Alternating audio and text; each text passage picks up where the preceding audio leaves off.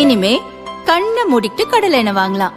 ஏன்னா மந்த்ரா கடலை எண்ணெய் இதயத்தின் தயாரிப்பு. வறுக்க பொரிக்க ஏன் எல்லா சமையலுக்கும் மந்த்ரா தான். மந்த்ரா கடலை எண்ணெய், அபார ருசி, ஆரோக்கியமான உடல் நலம். ரொம்ப டயர்டா இருக்கு. இயற்கையான டேட்ஸ், பாதாம், பிஸ்தா, கேஷு அண்ட் ஹனி கொண்டு தயாரிக்கப்பட்ட லயன் டேட் நட் பைட்ஸ். வங்கதேசத்தில் கடந்த 2024 ஏற்பட்ட மாணவர் போராட்டம் பெரும் கலவரமாக வெடித்தது.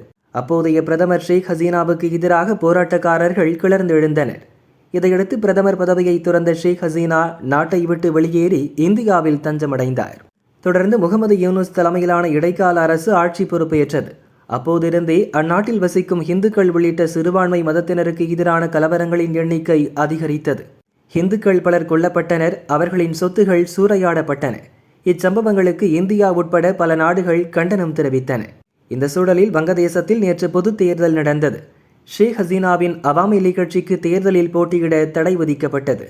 வங்கதேசத்தின் முதல் பெண் பிரதமரான கலிதா ஜியாவின் மகன் தாரிக் ரஹ்மான் தலைமையிலான வங்கதேச தேசியவாத கட்சிக்கும் ஜமாத்தே இஸ்லாமி கட்சிக்கும் இடையே நேரடி போட்டி நிலவியது.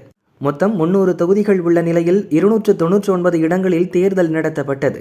இதில் பெரும்பான்மைக்கு தேவையான இடங்களையும் தாண்டி 212 இடங்களுக்கு மேல் பிஎன்பி கட்சி வெற்றி பெற்றது.